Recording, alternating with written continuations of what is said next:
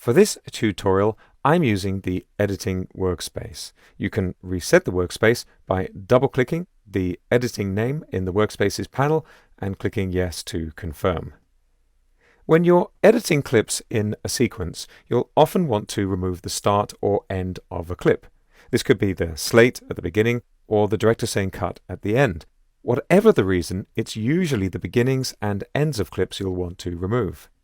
In this sequence, I have 3 clips that I'd like to trim to remove the ends. I can do that by clicking on the ends of the clips and dragging, and that's a regular trim. But there's a quicker way. I'm just going to undo by pressing Ctrl+Z here on Windows, that's Command+Z on macOS, and I'm going to position the playhead where I'd like this first clip to end. And now I'm going to press W. Next, let's position the playhead at the beginning of the clip, just where I'd like it to start, and I'm going to press Q. It's as simple as that. When pressing Q or W in this way, you're applying a ripple trim, so the other clips in the sequence will move to fill the gaps. There are a couple of variations on this theme using modifier keys, so I'm going to undo again with Ctrl+Z a couple of times here on Windows, that's Command+Z on macOS, to bring back the ends of the clip. Let's position the playhead again and try another way.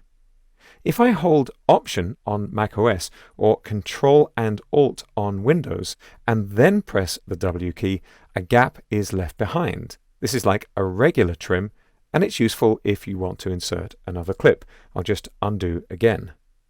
Now look what happens when I hold the Shift key.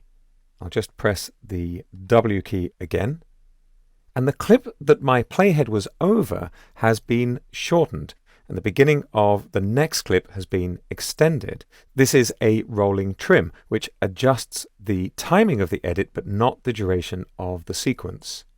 Now, track targeting, sync locks, and clip selection all have an impact on this workflow, so make sure you have the right items selected before you use the shortcuts. And there's another way of trimming quickly on the timeline too, and this is using the J, K, and L keys that are normally used for playback. I'll just undo again, so we have the end of that clip. And now I'm going to double-click on the end of the clip, and this is going to switch the program monitor to trimming mode. In this mode, those playback keys actually play the edit, and this is called dynamic trimming. I'll press the J key to play backwards a little bit, and then K, and you can see the gap has been added. I'm literally playing the end of the clip. The usual rules apply when trimming, so it's important to know if you're in the red overwrite trim mode or the yellow ripple trim mode. To illustrate this, I used the red mode. The beauty of dynamic trimming is that you can play the beginning or end of your clip, and when the moment comes for the edit, press K and you're done. The trim has been applied.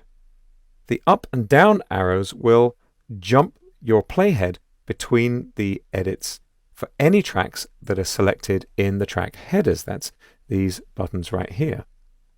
Once an edit is selected, you can even use the keyboard to set which side of the edit you'll trim. The combination of the Q and W keyboard shortcuts and dynamic trimming can dramatically speed up fine-tuning your edit in Adobe Premiere Pro CC.